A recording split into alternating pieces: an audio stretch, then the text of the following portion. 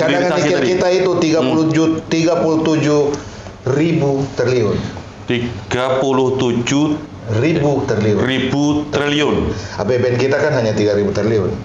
Berarti lunas semua utang-utang luar negeri, Bang. Utang kita hanya 5.000 triliun. Perut kita kenyang semua, Bang. Ya, itu baru jual bahan mentahnya. Nah, kebanyakan langsung diekspornya ke China. Dan balik lagi ke Indonesia. Kita bisa ya Kan kita bisa sampai nikel sulfat. Kita bisa sampai nikel sulfat. Bisa. Ya kan? Tapi sayangnya habis dari nikel sulfat itu dilempar ke China, ya kan, dibalik lagi jadi baterai sel. Sedangkan nilainya yang paling added value paling besarnya kita kehilangan 130 kali lipatnya.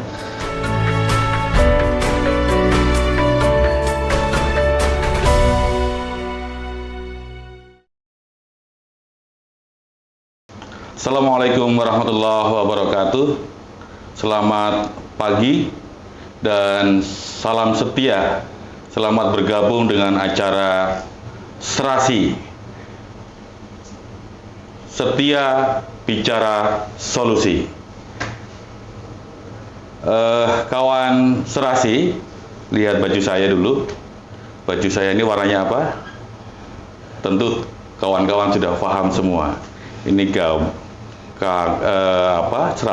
seragam yang mirip-mirip dengan Man City, yang calon juara Liga Inggris, Man City itu. Nah, tetapi ini sebetulnya saya bukan menirukan seragam Man City. Saya mencoba agar mirip dengan Mas Gibran, yang kemudian menjadi idola hari ini bagi kaum muda. Dan kita dukung Mas Gibran untuk menjadi calon wapres bersama Pak Prabowo menjadi calon presiden. Kami sore ini, Serasi ini akan memberikan solusi terhadap problem-problem kebangsaan, keumatan, khususnya dalam penguasaan sumber daya alam. Dan kawan Serasi semua, kalau ingat kata-kata Gandhi, sesungguhnya sumber daya alam ini sangat cukup untuk memberikan kesejahteraan kepada umat manusia, tetapi tidak akan cukup untuk memenuhi keserakahan para penguasa.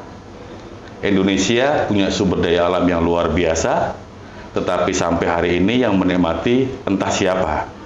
Nah, oleh karenanya, sore hari ini kita akan fokus membahas mengenai hilirisasi mineral dan khususnya nikel. Ini produk unggulan kita beberapa tahun ini, dan secara statistik kita menjadi punya cadangan terbesar di dunia, nomor 1 di dunia, cadangan nikel kita ini. Bersama kita telah bergabung, ini selamat bergabung Bang Tomo. Bang Tomo, sebetulnya Bang Tomo ini aslinya Dr. Sutomo. Dr. Sutomo ini Ketua Umum Setia Prabowo, relawannya Pak Prabowo Gibran, dan juga penggiat pertambangan nikel, mulai dari aktivisnya maupun merangkap menjadi pelaku usahanya. Nanti Bang Tomo bisa menjelaskan lebih detail tentang profil beliau. Beliau sangat paham tempat-tempat di mana nikel-nikel di Indonesia ini berada, dan dia juga paham betul bagaimana mengembangkan nikel itu menjadi komoditas yang kemudian menjadi nilai tambah bagi bangsa Indonesia. Dan juga bersama kita itu sudah ada Bro Firmansyah. Ini kaum milenial generasi Z kita yang sudah menjadi pelaku usaha. Ini luar biasa. Dan beliau ini nanti akan menyampaikan tentang bagaimana perkembangan pemanfaatan nikel dan produksi-produksi berikutnya menjadi nilai tambah untuk meningkatkan pendapatan negara kita. Pertama kita akan bincang dulu dengan Bang Tomo. Bang Tomo boleh perkenalan, kalau ada yang mau disampaikan, perkenalan dulu. Bismillahirrahmanirrahim. Assalamualaikum warahmatullahi wabarakatuh. Waalaikumsalam. Terima kasih atas undangan untuk menyampaikan beberapa gagasan tentang hilirisasi mineral, khususnya nikel di Indonesia. Bahwa sumber daya nikel ini tidak asing bagi kita, walaupun itu sesuatu yang tidak asing, tetapi kita perlu memberikan penjelasan atau pencerahan kepada masyarakat, sehingga kata-kata hilirisasi mineral, lebih spesial lagi hilirisasi nikel, dapat dipahami, dapat dimengerti betapa pentingnya program hilirisasi yang sudah dilakukan oleh Presiden Joko Widodo bersama Ma'ruf Amin di periode 2014, 2019 dan periode 2019-2024. Hilirisasi nikel itu pertama kali dilakukan di Kabupaten Morowali, Provinsi Sulawesi Tengah. Kebetulan saya juga asli dari Sulawesi Tengah, saya lahir di Sulawesi Tengah. Dan sudah mengamati, kemudian menjalani, bahkan menjadi pelaku utama di dalam bisnis nikel ini. Sumber daya nikel yang ada di Indonesia, data kuantitatif berapa metrik ton itu memang belum ada yang memiliki, termasuk Kementerian SDM. Namun dengan kalkulasi optimistis dan sangat sederhana, saya meyakini bahwa potensi sumber daya nikel yang ada di Indonesia itu berkisar 47 miliar metrik ton. Bang Tom, itu tadi saya bilang Indonesia punya cadangan nikel terbesar di dunia. Ini benar ya, dibandingkan negara-negara lain kita paling banyak potensi nikelnya itu ya? Ya. Dan itu tersebar di mana aja tuh? Jangan-jangan di Morowali doang tuh? Potensi nikel di Indonesia itu tersebar di 5 provinsi dan memang terkonsentrasi di daerah Sulawesi dan Maluku. Provinsi Sulawesi Selatan kita kenal 60 tahun yang lalu ada PT Inco, dan sampai sekarang mereka baru mengelola 6.000 hektar dari 89.000 hektar yang dimiliki. Artinya masih sangat banyak itu. Kemudian di Sulawesi Tengah itu nanti masuk pada tahun 2014 di periode pertama Presiden Jokowi, dan mulai dibangun industri smelter di tahun 2016. Kemudian di Kabupaten Kolaka itu ada Antam yang sudah 55 tahun di sana, dan sumber dayanya enggak berkurang sama sekali, masih sangat banyak. Dan termasuk bisnis saya juga di situ. Sekarang kami mendirikan kawasan proyek strategis nasional pengolahan untuk bahan baku baterai dan bahan baku stainless steel. Insya Allah 2014 kami akan mengkonstruksi proyek strategis nasional untuk bahan baku baterai dan nikel. Berarti Bang Thomas sudah mengaplikasikan hilirisasi ya, langsung melaksanakan bagaimana mengembangkan nikel ini tidak dijual mentah ke ekspor gitu ya. Awal-awalnya dulu memang nikel potensi sebanyak itu langsung dijual ke ekspor ke luar negeri atau bagaimana Bang Tom? Ya, jadi nikel dulu sebelum tahun 2016 itu dijual dalam bentuk jual tanah air. Dijual tanahnya dan airnya. Tanah dan airnya dibawa ke China melalui Singapura. China mengolah menjadi bahan baku baterai. Kemudian ada juga yang diolah menjadi stainless steel. Karena nikel ini ada dua jenis, yaitu nikel limonit dan nikel saprolit. Nikel limonit ini untuk bahan baku baterai, dan nikel saprolit itu untuk stainless steel. Dari China itu dikirim ke Inggris, dikirim ke Eropa, dan menjadi bahan baku anti karat. Nikel itu bahan baku anti karat. Jadi ya, kalau stainless itu ya? Stainless steel. Nah, jadi tanpa stainless steel pasti industri mobil, industri baja itu kan mati. Oleh karena itu Eropa pernah marah dengan Indonesia ketika kita stop di tahun 2020. Tahun 2020 ada kebijakan stop ekspor mentah. Ya. Oke. Dengan stop ekspor bahan mentah, maka mereka akan berkurang nilai tambah karena nikel itu ketika diolah itu akan menjadi 4 step. Step pertama yang disebut dengan ore nikel atau biji nikel. Ya, itu harganya kurang lebih 50 dolar, 50.000 US dollar. Terima, jual di tempat, jual di lokasi. Kalau kita dirubah lagi menjadi nikel sulfat atau ferronikel, nilai tambahnya menjadi 14 kali lipat. Kalau ferronikel dan nikel sulfat ini diolah lagi lebih lanjut menjadi katoda, nilai tambahnya itu menjadi 150 kali lipat. Wih. Ya. Itu sudah. Kemudian kalau diolah lagi lebih lanjut menjadi mobil listrik, kemudian menjadi stainless steel untuk bahan baku badan mobil, badan pesawat dan lain-lain, nilainya 300 kali lipat dari bahan mentahnya. Itulah yang membuat negara-negara Eropa itu marah. Kenapa menyetop bahan baku dari Indonesia? Iya. Karena memang itu bahan baku utama industri mobil dan baterai. Kira-kira begitu. Kawan serasi ini bisa komen kalau ada yang kurang setuju. Tapi faktanya hari ini kita masih banyak, waktu itu tahun 2020 ya, kita ekspor mentah. Sekarang kemudian, ini yang dimaksud hilirisasi begitu Bang Tom ya? Ya, jadi hilirisasi itu kan meneruskan produk-produk hulu menjadi barang yang bisa digunakan langsung oleh konsumen. Itulah yang disebut hilirisasi. Jadi nikel itu yang saya sebutkan tadi diolah menjadi Feni. Feni itu adalah ferronikel. Jadi ada unsur besi dan ada unsur nikel. Kemudian untuk nikel yang kadar rendah diubah menjadi nikel sulfat. NiSO4.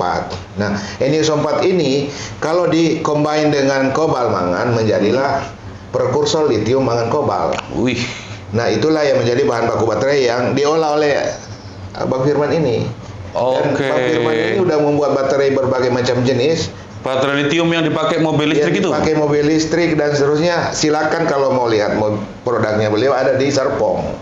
Oke, saya buru-buru pengen ke Bang Bro Firman. Jangan dulu, saya masih banyak. Oke, baik. Siap. Nah, ini baru nilai di hulu. Oke, ya. Kalau saya sebutkan mungkin Abang kaget-kaget mendengarkannya, ya. Dari cadangan nikel kita itu 37 ribu triliun. 37.000 triliun. APBN kita kan hanya 3.000 triliun. Berarti lunas semua utang-utang luar negeri, Bang. Utang kita hanya 5.000 triliun. Perut kita kenyang semua, Bang. Ya, itu baru jual bahan mentahnya. Kalau kita olah lagi dengan menambah asam sulfat, hanya nambah asam sulfat doang nih. Nilainya menjadi 487 triliun. Itu jadi apa, Bang? Ditambah alam nikel ditambah asam sulfat menjadi nikel sulfat. Itu harganya sudah 14 kali lipat. 14 kali lipat. Atau kalau dirupiahkan 487 ribu triliun. Dari 37 ribu triliun menjadi 487 ribu triliun. Ya. Luar biasa, baru satu tahap. Itu baru satu tahap hilirisasi, baru 14%. Kalau kita tingkatkan lagi menjadi litium, nikel sulfat, ya, dia akan menjadi 150 kali lipat nilai tambahnya. Atau nilainya menjadi 5,5 juta triliun. Ini kalau HP saya sudah nggak bisa ngitung dengan angka itu, Bang. Kalau HP-nya Abang ini kayaknya error nih kalau menghitung ini. Karena seperti itu konkretnya. Nah, kalau kita mengelola menjadi mobil listrik, mobil listrik dunia, dan itu bisa kita lakukan. Kenapa saya katakan bisa? Ya, grup saya namanya PT Perkakas. Yang ada di Subang. Itu sudah membuat yang namanya perkakas mobil mesin dalam. Mesin dalam mesin dalam itu lebih rumit bikinnya dibanding mobil listrik. PT apa, Bang, tadi, Pak? PT Perkakas. PT Perkakas. Buat perkakas mobil. Sampai Innova itu 90% kami yang buat komponennya. Peleknya kami yang buat. Kemudian komponen dalamnya semua itu dari nikel. Itu dari nilai tambah nikel tadi itu? Dari tambah nikel tadi. Tapi sekali lagi saya bilang bahwa produk yang kami olah di Subang itu belum dari Morowali, masih dari Inggris dan dari Jerman. Karena kita hilirisasinya baru 14%. Kenapa Bang ngambilnya dari Inggris? Kenapa nggak dari Morowali? Karena produk Morowali baru sebatas Feni, ferronikel. Belum bisa belum stainless steel. Stainless steel itu harus dimurnikan masih harus diolah lebih lanjut. Ya ibaratnya itu masih bahan baku kue lah. Oke. Ya belum kue yang kita belum mampu membuat kuenya, tapi baru bahan baku kuenya gitu. Salah satu komponen kue itu adalah nikel gitu loh. Nah, karena itu ke depan hilirisasi harus dilanjutkan. Siap. Karena kalau tidak dilanjutkan, nilai tambah yang tadi itu 5,5 juta triliun itu yang menikmati negara luar. Iya. Yang menikmati Eropa. Makanya dia marah sama kita. Kenapa dihentikan impor ke sana? Karena industrinya mati. Nah, sekarang kita hilirisasi. Tapi kan Pak Jokowi tegas, tetap lanjutkan. Gitu harus dilanjutkan. Karena Pak Prabowo pun begitu. Ya, dan menurut saya, makanya saya pakai Satya Prabowo ini. Iya, mantap. Karena Pak Prabowo udah bangun komitmen bahwa hilirisasi saya akan lanjutkan. Nah, yang lain-lain saya belum tahu komitmen itu. Baik, siap. Itulah membuat kami melakukan juga pencerahan seperti ini untuk menyampaikan kepada masyarakat bahwa nikel saja satu sumber daya sudah begitu dahsyat angkanya. Betul. Sementara di dalam nikel itu sendiri ada 19 mineral, Pak, yang belum dibeli oleh kita gitu loh. Jadi kalau kita menjual nikel itu kadar 1,6, maka 98,4% itu nggak dijual. Karena 1,6% doang yang dijual nikel itu. Jadi yang unsur besinya, Fe-nya nggak dijual. Unsur CaCO3-nya nggak dijual. CaCO3 ini atap ini CaCO3 ini dari nikel, Pak. Kemudian yang namanya Si, silika, kaca, itu dari nikel sebenarnya. Silikon. Silika, Si silika, ya? rumusnya.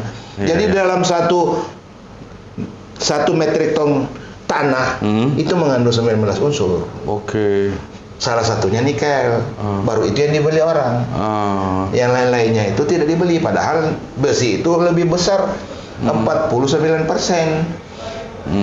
Besi di dalam nikel, di dalam ore, ya.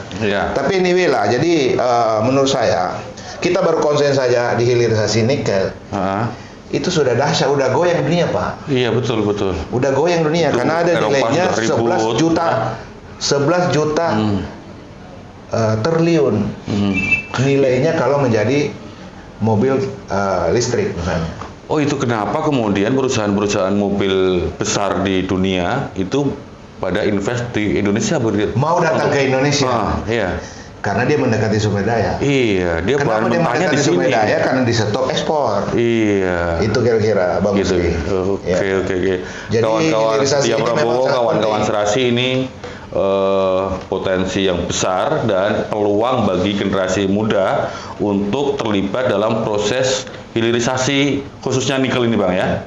Seperti Bro Firman. Bro Firman ini sudah berkecimpung dalam pengembangan pengolahan baterai, ya. Sudah ada perusahaan baterainya. Mungkin Bung Firman bisa menyampaikan perkenalan sedikit sekaligus seperti apa yang diproduksi oleh Bang Firman baterainya ini. Apakah bisa dipakai misalnya kalau Bang Tomo punya Alphard bisa masuk ke Alphard atau bagaimana? Oke.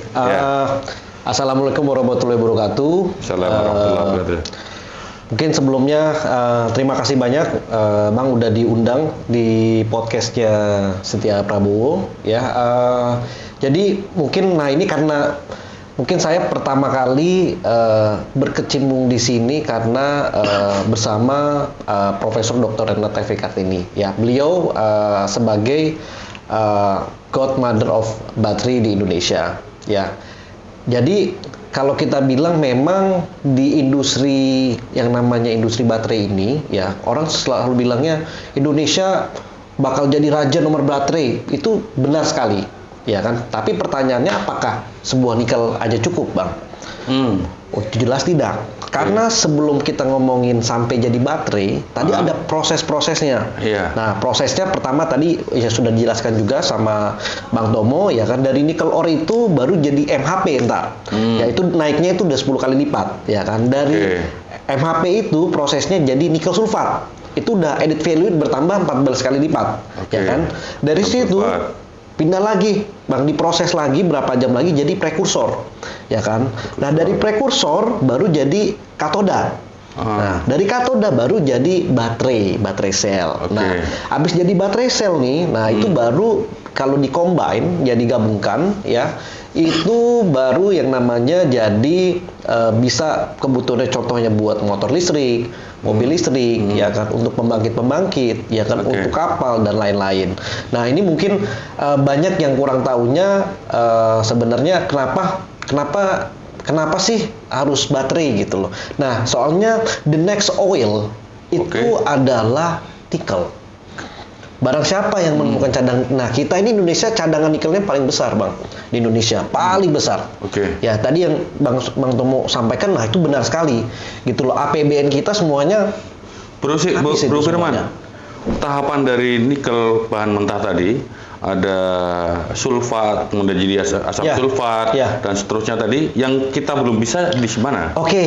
Oke Bang, jadi gini, sebenarnya prosesnya pertama tadi kan dari mining ya. Nah, mining itu kalau nggak salah kita punya 140-an iup tambang yang menggali tanah-tanahnya ini ya, nikelnya ini.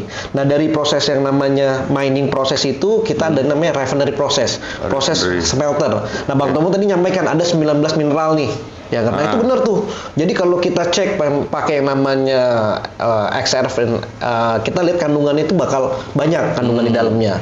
Nah, dari proses itu sebenarnya baru yang namanya ke komponen yang namanya untuk menjadi sulfat. Nah, kita sebenarnya untuk jadi sulfat itu sudah bisa, Bang. Bisa. Sampai added value 14%. Nah, sekarang yang 14% ini banyakannya ke China. Nah, kebanyakan langsung diekspornya ke China dan balik lagi ke Indonesia. Kita bisa ya, kan kita bisa sampai nikel sulfat. Kita bisa sampai nikel sulfat. Bisa, ya kan? Tapi sayangnya habis dari nikel sulfat itu dilempar ke China, ya kan, dibalik lagi jadi baterai sel. Sedangkan nilainya yang paling added value paling besarnya kita kehilangan 130 kali lipatnya. Itu. Oh, jadi dari nikel sulfat ke baterai sel, ya, itu yang belum? Itu yang belum, ya kan? Nah, dari situ punyanya Bro Firman? Jadi kalau kita ini sekarang kita memang sudah pakai tambang juga dari Indonesia juga, tapi produksinya dengan small capacity. Jadi peluangnya masih besar ya? Masih peluangnya sangat besar. Karena tadi dibilang kalau misalkan kita sampai yang namanya baterai sel saja, belum jadi motor atau mobil listrik dan sebagainya. Nah, itu bisa sampai 150 kali lipat. Jadi nilai tambahnya ya? Betul, nilai tambahnya. Karena dibilang nilai tambah ini sebenarnya kita perlu yang namanya satu, SDM kita juga pertamanya harus unggul. Ya kan, jadi milenial semuanya ya harus banyak belajar. Ya, karena yang bisa melindungi yang namanya sumber daya alam kita itu cuma yang namanya dari sumber daya manusia itu sendiri. Generasi penerus bangsa. Betul, gitu. Karena kalau tidak dilindungi sama yang namanya SDM kita, ya itu teknologi dan lain-lain itu akan dikelola sama asing. Ya, nah ini yang sekarang terjadi sekarang. Gitu loh. Sebenarnya Pak Jokowi sudah hebat menentang yang namanya WTO-nya juga. Ya kan. Dan harapannya ini juga bisa diteruskan mungkin ya Bang ya sama Pak Prabowo ya. Ya harapannya bisa sampai membuat mobil listrik bangsa. Seperti itu. Bang Tom, untuk sampai kita mampu membuat mobil listrik dari internal nasional ini kira-kira apa saja yang harus disiapkan, Bang? Ya itu jadi memang SDM. SDM. Grup saya yang ada di Subang itu 5 tahun mencetak SDM. Baru bisa membuat perkakas mobil mesin dalam ya. Tapi kalau mobil listrik mungkin 3 tahun udah bisa. Karena buat baterai 1 tahun Bang Firman ini udah bisa gitu. Tapi masih bukan skala industri karena butuh modal yang besar gitu. China unggulnya, dia mengelola sampai tahap nikel sulfat tadi udah bisa. Nah, grup saya itu yang IPIP yang akan saya kembangkan di Kolaka itu sudah sampai prekursor. IPIP yang wilayah di Kolaka. Kolaka. Itu nilai tambah bisa sampai 150 kali lipat. Ya, nilai tambahnya. Karena dari prekursor itu sedikit lagi udah menjadi baterai. Betul. Di sana sudah siap SDM-nya. Tadi kan Bang Top bilang SDM. Kami lagi kembangkan infrastrukturnya dan mau tidak mau karena SDM di Indonesia itu belum mengenal banyak hilirisasi. Betul ya. Belum tahu banyak tentang hilirisasi. Inilah kita melakukan prokes ini. Edukasi ya. Iya, karena satu smelter itu minimal 80.000 tenaga kerja yang diserap. Satu smelter 80.000 tenaga kerja, gitu loh. Nah, betapa besarnya kalau kita mau berbicara mau menyerap tenaga kerja, ya buat hilirisasi. Betul. Iya. Karena tenaga kerja diserap begitu besar, betul. ya kan? Nilai tambah juga 150 kali lipat, ya. Jadi kalau program Prabowo makan siang tadi itu dengan susu, itu mah gampang itu, gratis seluruh Indonesia juga bisa gitu loh. Karena nilai tambahnya cukup besar, gitu loh. Nah, jadi dua faktor itu harus kita lanjutkan, ya. Hilirisasi kalau di stop sampai saat ini itu juga mubazir. Sumber daya kita itu akan semua ke Cina. Karena Cina itu siap dengan mengelola sumber daya yang 14% tadi itu. Jadi kita itu baru masuk 14% hilirisasi, ya. Kalau mau masuk 150% menurut Bang Firman dia mampu mencetak 1 tahun aja. Jadi kalau 1 tahun Prabowo terpilih nanti ini, Bang Firman udah bisa bikin baterai. Dan kalau mau lihat, ayo lihat di Serpong ada, udah dibuat. Sudah konkret. Gitu. Jadi Bang Firman sudah punya di Serpong ya? Sudah. Produksinya masih small capacity tadi ya? Ya kebetulan kan saya ini memang tadi ya backgroundnya memang di situ ya. Terus habis itu juga kenapa? Mungkin tadi saya belum menjelaskan mungkin Bang, kenapa saya mendukung Bapak juga ya. Karena tadi ya saya harapannya ini punya bangsa dan negara kita ini harus dijaga sumber daya alamnya. Iya luar biasa. Ya kan? Ini dan konstitusi tuh. Betul. Pasal 33 Bang Tom belum ngomong sampai ke situ. Ya lanjut Bang Fir. Ya jadi kalau misalkan sumber daya alamnya kita jaga sama teknologi punyanya bangsa kita sendiri, kita mampu. Kita mampu. Ya kan, tinggal percayain sama yang namanya anak muda.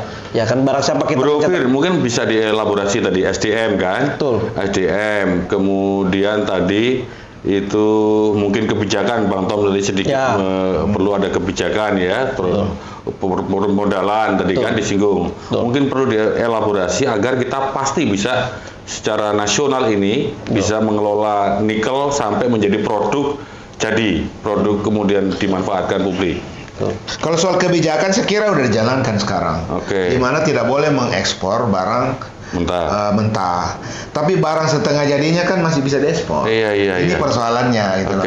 Artinya lanjutkanlah hilirisasi ini menjadi hilirisasi yang tahap kedua. Yaitu tahap yang 150 kali lipat. Ya. Kalau sekarang kita baru bisa memproduksi ferronikel dan masih baru memproduksi nikel sulfat. Nikel sulfat itu MHP istilahnya. Jadi masih nikel campur-campur lah kira-kira begitu. Mix singkatan MHP itu mix hydroprocess peroxide. Ya, jadi nikel yang masih campur-campur dengan bahan lain. Belum dimurnikan. Waduh. Itu nilai tambahnya Bang 100%. Ini Abang Apal menyebutkan saya juga nggak paham juga itu unsur-unsurnya itu ya, kimia. Jadi unsur yang kita bicarakan kan sekarang nikel. Nah, unsur-unsur lain itu ada mangan, ada kobalt, ada besi dan lain-lain. Nah, saya konsen bagaimana hilirisasi ini dituntaskan di Indonesia. Betul. Ya. Kalau sekarang kita sudah menyetop untuk tidak menjual biji nikel atau ore nikel, nah, the next Pak Prabowo stop yang namanya bahan baku nikel sulfat, jangan dijual-jual ke China. Tapi kita bisa Bang? Bisa. Bikin industrinya di Indonesia bisa gitu loh. Banyak ahlinya, banyak pakarnya. Jadi perlu kebijakan di situ ya? Betul. Kebijakan itu. Nah kalau ini tidak dilanjutkan hilirisasi, sayang dong. Sumber daya ini loss ke luar negeri. Nilai yang terliun-terliun yang sama tadi itu dinikmati luar. Gitu. Luar aja sampai ribut. Bang Ferry. Mereka ribut karena melihat uang begitu gede di Indonesia itu dan ada orang yang melarang. Siapa? Pak Jokowi. Iya. Nah, sekarang mau dilanjutkan sama Prabowo. Ya tambah marah dia pasti. Jadi saya berharap ke depan hilirisasi ini harus dilanjutkan. Karena kalau tanpa dilanjutkan 150 kali nilai tambah sumber daya tadi sampai 300 kali lipat nggak dinikmati oleh bangsa Indonesia. Siap. Sama dengan sumber daya yang lain gitu loh. Kita akan tetap miskin karena nilai tambahnya di negara lain gitu loh. Itu kira-kira. Perusahaan Bro Firman ini kan sudah tahap keduanya tadi. sudah sanggup sebetulnya ya produksi itu ya? Ya, jadi sebenarnya kesanggupan kita kurangnya apa kalau kurang? Oke, sebenarnya kita butuh dukungan pemerintah. Oke. Lagi dukungan pemerintah, mungkin saat ini sudah Pak Jokowi sudah mendukung dari kebijakan itu. Ya, tadi benar yang disampaikan Bang Tomo. Ya, kalau bisa tadi kita memproduksi sampai sel sampai akhirnya bisa jadi kendaraan listrik itu sangat memungkinkan sekali, Bang. Sangat memungkinkan sekali. Kenapa? Ya karena di small scale aja kita sudah bisa. Gitu loh. Kita udah ada fasilitas R&D-nya ya di Serpong, ya kan. Sampai kita juga sudah memasarkan juga, sudah dipakai juga. Gitu loh untuk yang kebutuhan residensial rumahnya. SDM gimana? Jadi sebenarnya kalau untuk SDM ya Bang ya. Oke, jadi untuk SDM makanya kita ada namanya institut juga namanya National Battery Research Institute. Oh, ya. bikin ini sekolah ya? Ya, kita vokasi. Jadi mungkin cerita sedikit. Jadi NBR ini foundernya dari Prof Evi ya kan. Tapi kemarin itu disupport dari UK government gitu, disupport sama Inggris. Tujuannya apa? Untuk SDM Indonesia juga bakal lebih pintar lagi terkait renewable energy dan baterai. Mantap ini kawan-kawan Setia Prabowo, kawan-kawan Serasi ini bisa direkrut untuk mengembangkan potensi di situ. Mungkin Bang Tom bisa mengorganisir kampus-kampus yang kimia berarti ini ya? Atau apa? Iya, kimia. Jadi institut baterainya itu udah ada di Serpong. Dan sudah mencetak SDM ya seperti Bang Firman ini. Vice foundernya adalah Prof Evi namanya. Ya. S1 itu Bang? Itu bukan, jadi semacam training membuat baterai. Ya, Wih. Itu kan kantor bekasnya Pak Habibie dulu. Ya. Jadi Habibie pun dulu kan karena nggak dilanjutkan kebijakannya. Kalau enggak sudah menjadi produsen pesawat terbang kita. Ini juga sama ini, kalau nggak dilanjutkan program ini, ya itu selamat tinggal lah baterai itu di Indonesia, nggak ada gitu ke depan. Nah, ini kita butuh pemimpin yang melanjutkan hilirisasi mineral ini gitu loh. Pak Prabowo komit ya? Saya lihat di visi misinya ada, dan kita udah kupas itu. Di visi misi presiden lain nggak ada, gitu loh. Ini kayaknya Bang Tom perlu menyampaikan langsung ke Pak Prabowo agar ini mungkin broadcasting ini bisa menjadi bahannya beliau juga. Siap. Beliau lihat. Nah, apa sih yang namanya hilirisasi nikel itu? Iya, siap. Nah, kalau berbicara tadi SDM, saya sangat optimis. Saya ini background perikanan, Pak. Mantap. Saya background perikanan. Perikanan. Tak pikir kimia atau nuklir atau apa? Hanya belajar autodidak aja bisa. Apalagi kalau di training di nasional baterai ini. Kan gitu kira-kira. Nah, saya bisa mengerti tambang, saya bisa mengerti baterai, sampai stainless steel itu bisa kita olah menjadi perkakas mobil, Pak. Ya. Nanti di next saya mau undang juga Pak Prabowo untuk melihat di Subang. Ke Subang. Iya. Jadi sampai 300 kali lipat nilai tambah itu kami udah bisa bikin, Pak. Gitu loh. Tapi tidak banyak SDM yang mampu seperti itu. SDM di Subang itu 5 tahun dicetak baru bisa. Gimana cara mencetak sama dengan kalau beliau ini mencetak SDM untuk membuat baterai. Kalau kami mencetak SDM untuk membuat perkakas. Cara mencetaknya itu, Bang.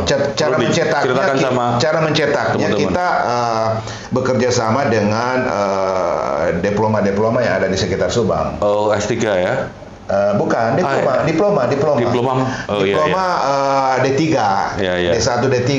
Dan orang yang kita sudah kasih pendidikan direkrut masuk di perusahaan kerja. Pasti itu ya? Yang kita punya sekarang. Iya. Tapi kan ini kan belum ada kebijakan khusus.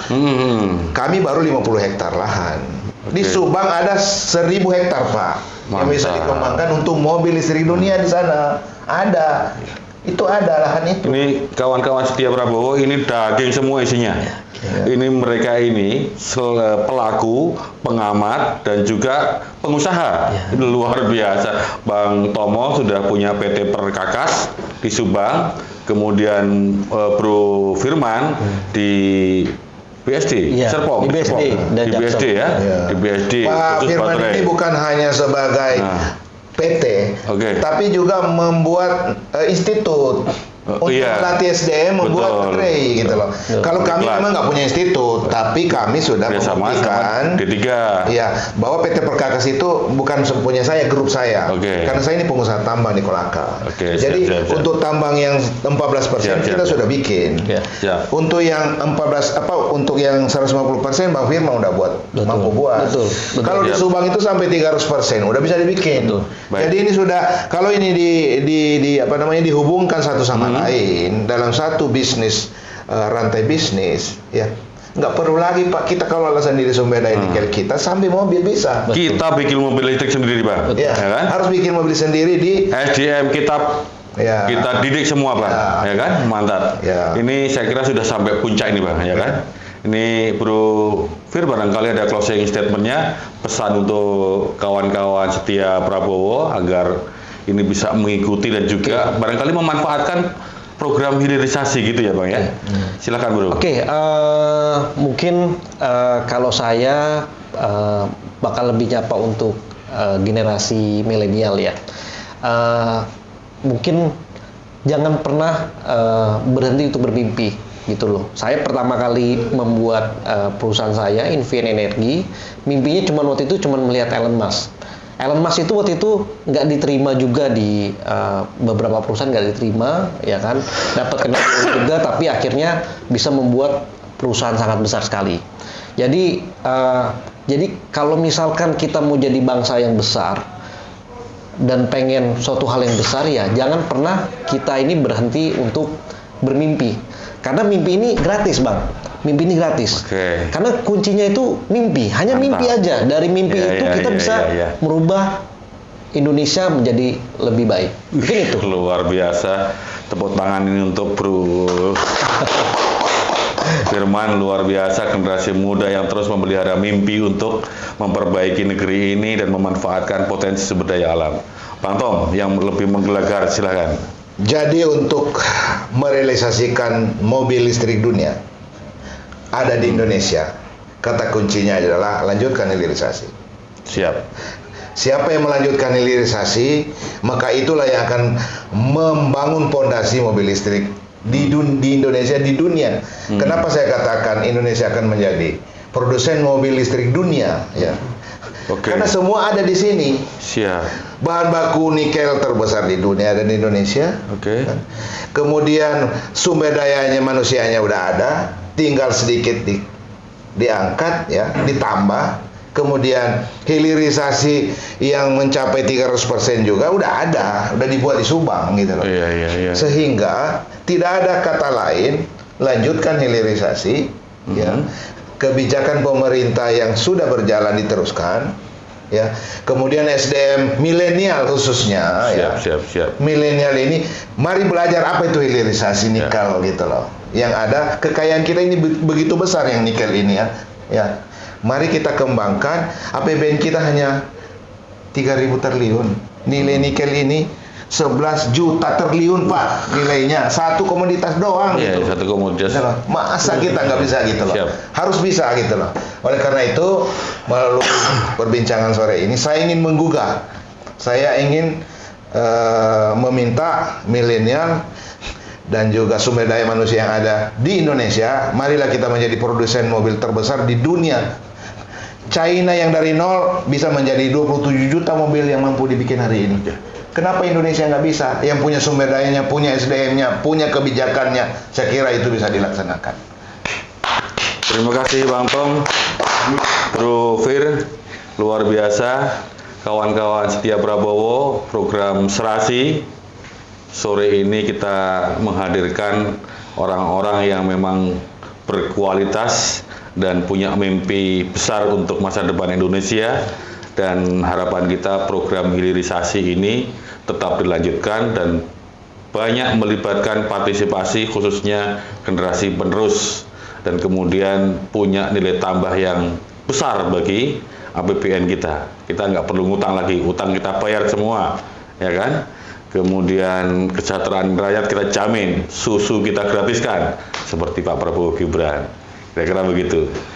Kawan-kawan setia Prabowo, jangan lupa subscribe, like, komen, share, ke jejaring sosial media kawan-kawan semuanya. Sekali lagi saya ingatkan, kita bersama Serasi setia bicara solusi. Inilah solusi untuk Indonesia, hilirisasi. Terima kasih. Assalamualaikum warahmatullahi wabarakatuh. Waalaikumsalam warahmatullahi wabarakatuh.